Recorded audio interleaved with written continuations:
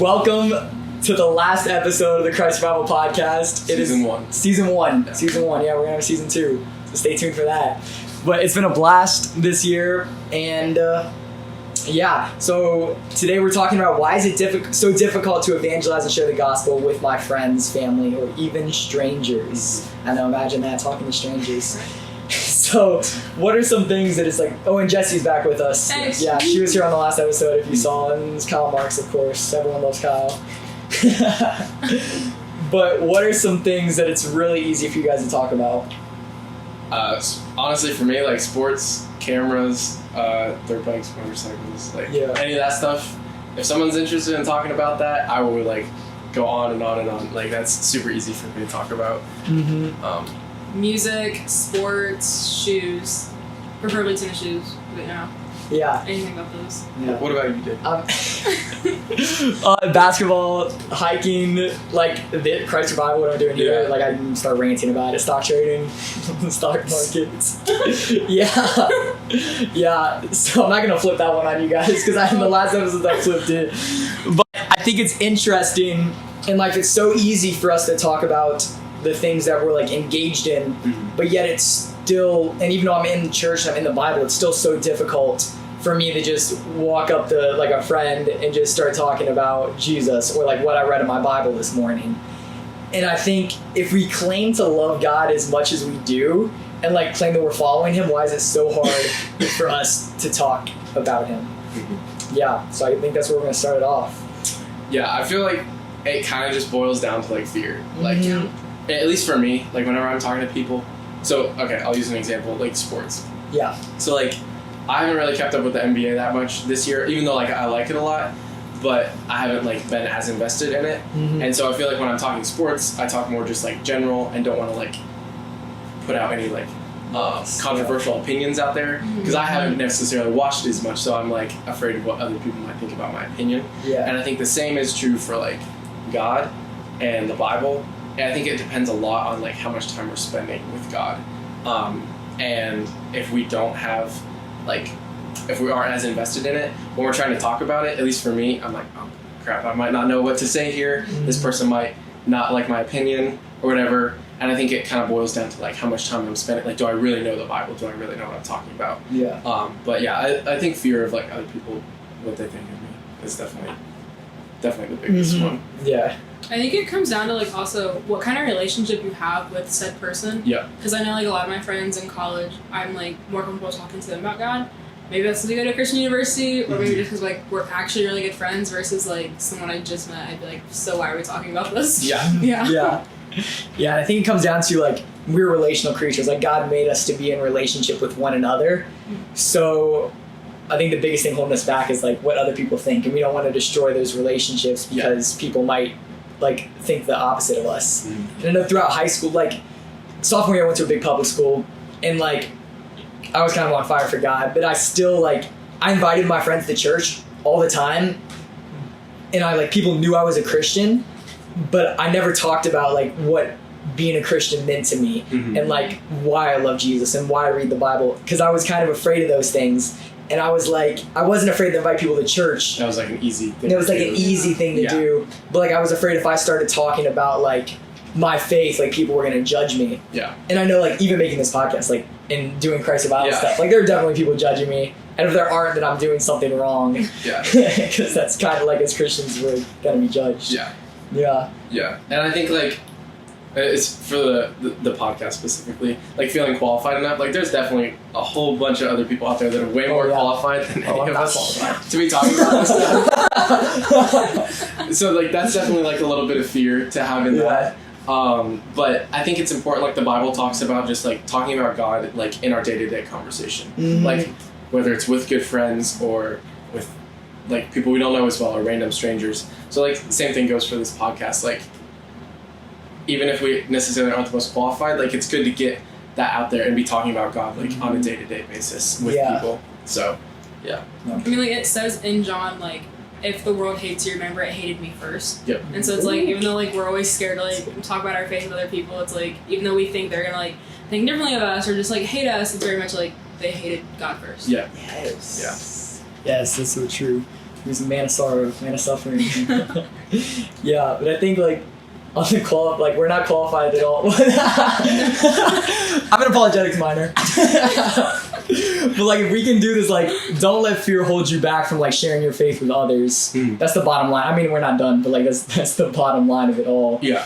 And well, like being qualified, it says in Mark like he's not going to call the qualified. Yeah. He is going to qualify the called. yes. So, Mhm. there you go. Preach. And like throughout the whole Bible, God just uses like regular, ordinary people like Yeah. to get His word out there. Yeah. So I think that's just another good reminder to like not be afraid to share God with the people around you. Mm-hmm. Yeah. Like 1 Timothy 4:12, or it might be 2 Timothy. It's in one of the Timothys. Don't let people look down on you because you're young, but set an example for other believers. Which is like a cliche verse. I feel like so many people have that in their bio. But it stands true. Like, like you can be influential like no matter what age and position you're in. I've got a lot more. No, I another thing for me, I'm always like scared to share God because I want to make sure I represent Him well. Yeah. And I'm like nervous if I say something and like don't say it perfectly, this person's now not gonna like God and they'll think I like failed. So Yeah. like kind of the same thing with you like inviting people to church. Like that's kind of like the easy thing because you're like, oh, my pastor will talk about God, yeah, and then they can just hear about Him from him, and then it'll be fine. Whereas like me, like if I mess up and don't say something right, then it's like I might have just ruined the opportunity. But for some people, like they need to just hear it from a friend or not get preached at, like just in that day-to-day conversation. I think it's easier to be in the conversation than to start the conversation. Yeah. Because like I can easily like walk over to like someone who's already having that conversation and be like, oh yeah, like here's my perspective on it, versus being like, oh, so how do you feel about God? And be like, no, thank you. Yeah. So. Because then there's like that safety net, like they're already talking about it, so like it's okay to like put my opinion in. And I think this year, like I really stretched my ability in sharing with strangers. Remember, I had a school project where I had to share the gospel with a stranger, and so I walked into a Walmart. And I was terrified. I was like praying. I'm like, God, like show me who you want me to share the gospel with. I did like 4 laps around Walmart. Like just kept chickening out. I kept walking towards someone like V-line. Like, nope, not like, this one. hey. Like, like just turned like right when I was about to talk to him. And then I finally ran into this dude, this older dude. He was like 6'6". I don't know why that's important, but he was tall. He was intimidating. He was intimidating. He was more intimidating than like all the other like people, like grandparents that I was like going up to talk to. And I was like, he's the one. And I went up, and he shared his whole life story with me, like talking about like everything he's gone through. Like he was like so ready to talk, and I was kind of like in shock. Like, oh wow, it's this easy. And then I shared like why I believe in God, and I got to share like the gospel, like Jesus died for us, and like. He wasn't saved on the spot. Like there wasn't anything miraculous that happened, but he like had no like he loved listening. He listened and it was encouraging. It was encouraging to see that. It's like I feel like we have this fear that people are going to instantly judge us when most of the time people are more comfortable talking about like God and their beliefs than like we think. Yeah. I think it's easier to talk to strangers though than it is people we know. Yeah. Because of like the stigma of like, well, they already know who I am. So why like have them change their perspective? So like when you like went and talked to some guy at Walmart, it's very much like, oh, he doesn't know who I am. This is not my family. Like you're never gonna see him again. That's true. So it doesn't matter. But then it's like you also like stepped out in faith, and God was like, go talk to him. Yeah. And you did. Yeah. I think for me, the hardest people to share the gospel with is like, so not your best friends, but just like the people you interact with, like a lot. Yeah. But you're not necessarily like, super close with them, but you're gonna see them a lot more. And then there's like strangers, but like kind of what Jessie was saying, like you can say something to a stranger, but if it goes poorly, you're never gonna have to see them again. But if you talk to someone that you interact with a lot and it like doesn't go how you anticipated, and then I think there's a fear of it being like awkward. Yes. Yeah. But I think that kind of evangelism is the most effective though. Like relational, like when you have a relationship with them, like they're your friend, so they're more likely to like trust what you say than a stranger. Like they're only gonna see you once. Like you can like keep accountable with your friends, and even though that like might be scarier because you're afraid like at first what they're gonna do. So I'll give an example. So I'm a sophomore year. I had this friend. We're gonna call him Ham. If you know, you know. But he for like a year he like tried to get like pay me the cuss, and like he did not like me at first, but I like tried so hard to be friends with him. And Ham was like that? Ham was like that. Wow. Yeah. Sorry, Ham, if you're watching this. But I invited him to church for year and a half before he went. Actually broke into his house and I'm getting into a cry. There's no verse in the Bible that says break into people's houses. That's true. There's no, invite them to church. But I broke into his... to the extremes. Yeah, we had to go to the extreme. So I broke into his house and I signed him up for this thing called One Winter Weekend. And that was his first time kind of being at church. And it was weekend thing. They brought in a singer. My youth pastor spoke. And shortly after that, he gave his life to Christ. And because I kind of built that relationship with him first, and I kept being persistent, even though he definitely judged me, he is a strong believer now, and he actually shares. He's invited his family to church and brought in his family, and he actually got to baptize one of the high schoolers a couple weeks ago. Mm-hmm. And just the simplest thing is not giving up on someone. Now he's creating change in his community and bringing people to church, and he's doing all these things. And if I would have just given up on him, because none of that would ever happen. Yeah. And so while it is scary, we got to remember that there is eternal significance. We won't see our friends in heaven, and we won't get to see that life change if we don't take that step into the dark. Yeah. Mm-hmm. Yeah. And so kind of on that point, I think it's also important to remember that God's the one that's going to do the work. Mm-hmm. So it doesn't matter. Is true. It doesn't matter as much who's doing the talking or spreading the word. Yes. God's the one who's behind that. Mm-hmm. So technically speaking, if you hadn't shared that with Ham, God could have brought someone else along in his life and done those same things, but still not to pass up that opportunity, because God was able to do the work through you. Mm-hmm. So just knowing that and keeping that in mind, you never know what's going to come out of just a simple situation or continuing to pursue someone like that. Yeah. Because God's behind it, and he can do awesome things just through the smallest situations. Yeah. So we never want to start thinking, and this has been a struggle for me too, because there's been a lot of change, but it's you never want to start thinking I did that. God is using me. God is doing it all. I'm just his disciple. And I think that's something we always got to stay humble and remember that God is behind it all. And without God, I could not do anything. Yeah. Mm-hmm. I think it's also good to keep in mind, even though we're scared to start the conversation, others could just be scared to ask the questions. Mm-hmm. Yes. Mm-hmm.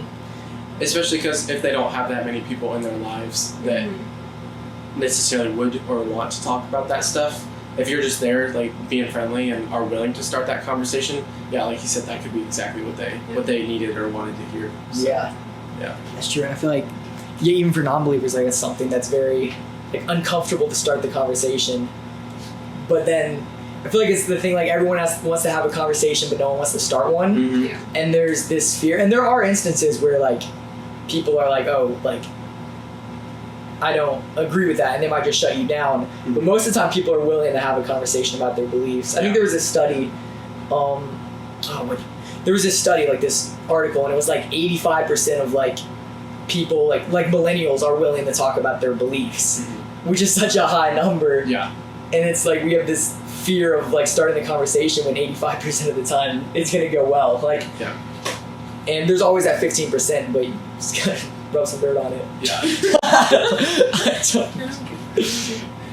Yeah, kind of along with that, one personal experience I had. So last summer I got to go out to Utah with my youth group and kind of help out a church out there, run their VBS camp.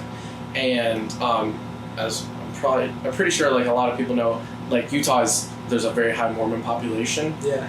And so we were out there, and I know that Mormons are very devout in their religion and stuff, and I was kind of had the mindset okay, I'm not gonna be able to convert any of them to Christianity or whatever, which was the wrong mindset to have, and just kind of giving up on the trip. Yeah. But we got there and we got to have some really cool conversations with people. I mean, no one got saved or anything, but we at least we just had a conversation here's what I believe, and just put it out there, and then they would come back and say what they believe and stuff. And rather than having a hostile argument with them, just getting to open up and talk about your beliefs and stuff was a really cool opportunity. And they even made the comment, they're thank you for just being open and being willing to talk, because most of the people that come out here just preach at us and just argue with us and tell us why we're wrong and all this stuff. Yeah. And they said it's like very discouraging. And they're like, if you're coming at me like hostile like that, it's not making me want to turn to your religion or anything like that. So I think it's just important to like be open with people and like take that first step, even if it is like you might be nervous or be embarrassed or whatever, but you never know what's going to come out of it. So yeah, God calls us to love above all else, and I think that's where that like comes in.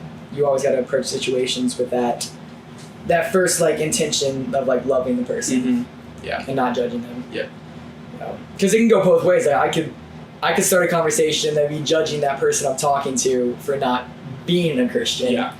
And like we're afraid that people are going to judge us, but we're like secretly judging them sometimes. And you know, I've been reading through Acts recently in like my morning devotions, and it's so crazy to see the apostles that like Peter doubted God, like, or he denied God, not quite doubt, well, it was hand, but he denied God, and then just a little later after they saw God rise from the dead, they're out here like rejoicing when they get persecuted, because they're like blessed are we that we get to like preach the gospel for God, and they're fearless. And a couple of months ago, no more than like a couple of years ago, they were like scared that people were going to think they're associated with Jesus. So it's crazy to see that life change. And then Matthew 28, like the Great Commission, like God said to them, like all authority in heaven has been given to me, therefore go and make disciples of all nations. And I think that's one of the most important verses in the Bible, and that we need to remember that it's our job to go and continue the kingdom. Don't have to be great missionaries to like or like go to foreign countries or anything to spread the gospel. So.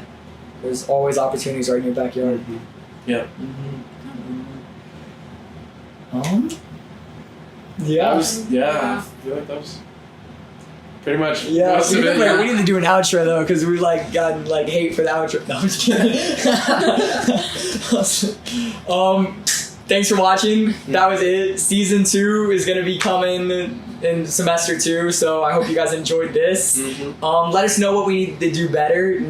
What you want to what you want to be seen, topics you want to be seen talked about, like stuff like that, and we'll try to get to ask questions. We'll try to get to as much as possible. If we have a ton of questions, we could do just a Q&A episode or something like that. That'd be that'd be cool. But thanks for watching. Until next time. See you guys next season. School.